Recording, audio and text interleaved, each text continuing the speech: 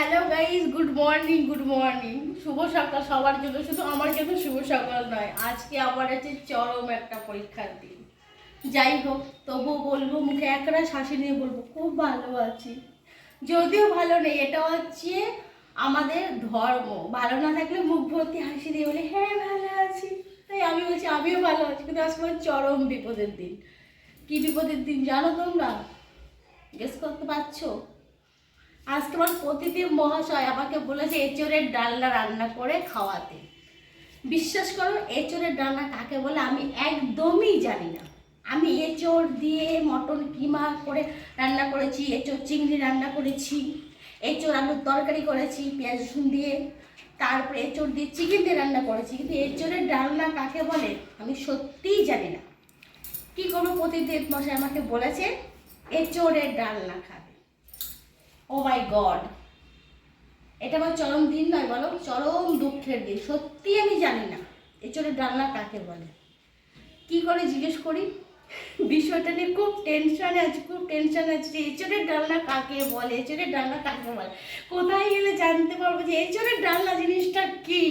এটা যে মাথায় আসছে না, কি সেটা ডাল দিয়ে এঁচোড় রান্না কি, নাকি এঁচোড়ের ডালে বসে এঁচোড়ের ডালনা, কোনটা? কাকে জিজ্ঞেস করবো ভাবছি। ভাবতে কি করি। এখন তো আমাদের সকলের মা বাবা হয়ে গেছে ইউটিউব। আমি এখন ইউটিউব দেখে শিখবো এঁচোড়ের ডালনা কাকে বলে। ও মাই গড, সত্যি দেখে তো আমার মাথায় মানে হচ্ছে কি বলবো, সম্পূর্ণ রোদ বুঝে আমার মাথায় তাপ লাগলো, সেই জন্য মাথাটাই ঘুরিয়ে গেল। ও মাই গড, দেখো এঁচোড়ের ডালনা কাকে বলে।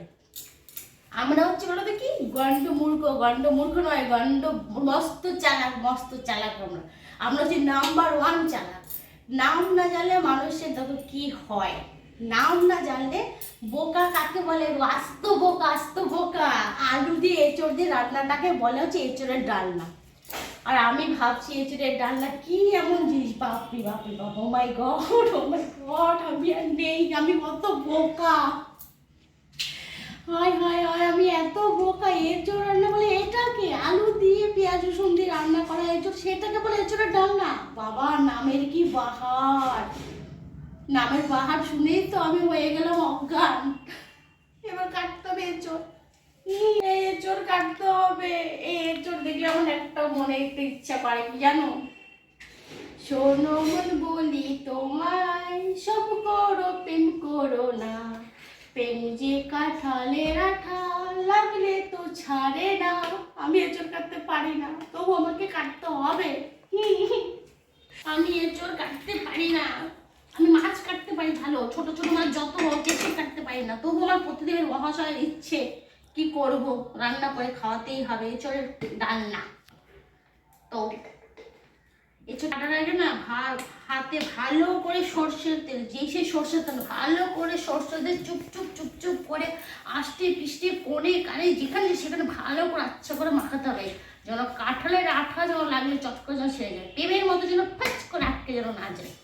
তবে কি জানো তো, এঁচোড়টা আমি কিনে আনিনি, এঁচোড়টা আমার বাপের বাড়ির গাছের থেকে কালকে টাটকা কিনে এনেছি বলছি কেন, কেটে এনেছি। এর জন্য তোমাদের দাদাভাই একটু বেশি ইচ্ছে হয়েছে আমাকে এঁচোড়ের ডালনা খাওয়ানোর জন্য।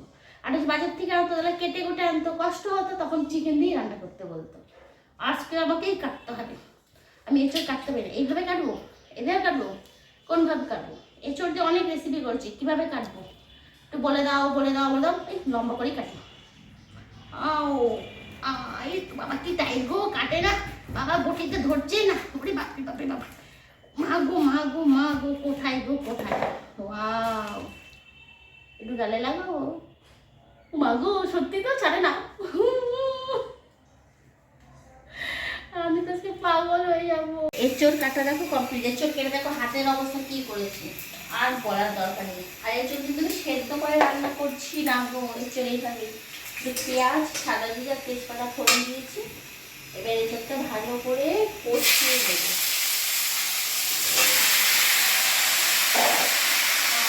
এখানে দিয়েছি হচ্ছে লঙ্কা বাটা, আদা বাটা, পেঁয়াজ বাটা, টমেটো বাটা। ও তোমরা ভেবো না আমি কেন ছোটো ওভেনে রান্না করছি, আর ওই ওভেনটা জ্বলছে না, ঠিক করে ফুটছে, খুব বেশি হয়ে যাচ্ছে। আর এটার পাওয়ারটা অনেক বেশি ওটার তুলনায়, এটা বড় আর এটা ছোটো, দেখো কতটা পাওয়ার। সেই কারণে আমি এটাতে রান্নাটা করে দিচ্ছি। আর আমাদের কানেকশন তো ওটা দাদা ভাই প্রেশারে কিছু দিয়ে খেতে পারে না, গলা দিয়ে আস্তে আস্তে যায়। তার জন্য আমার সেই ব্যবস্থা করে রান্না করতে হবে, ঢেকে ঢেকে।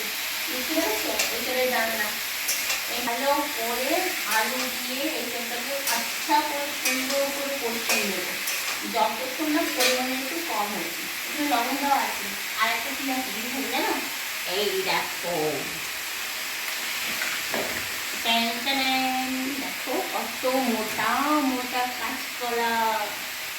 মোটা মোটা কলা খেতে খুব ভালো লাগে, বলে একটা কলা খেলে যেন পেট ভরে যায়। আর কাঁচকলা যেরকম মোটা হয়, তাহলে তো শোল মাছ দিয়ে রান্না করে আর ল্যাঠো মাছ দিয়ে রান্না করে লাগবে না, দারুণ লাগে। কিন্তু কলাগুলো সাইজ দেখো কত মোটা মোটা।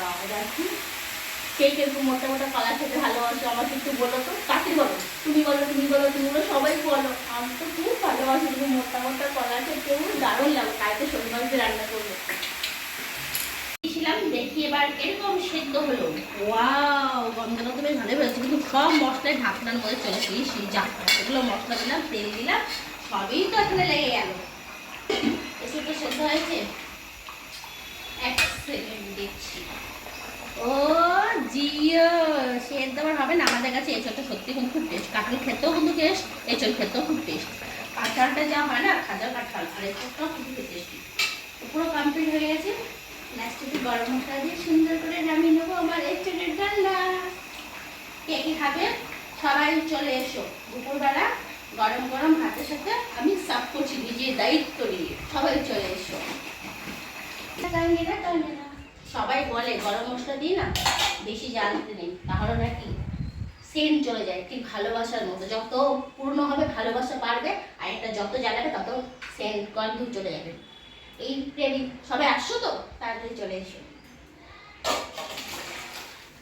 ওয়াও,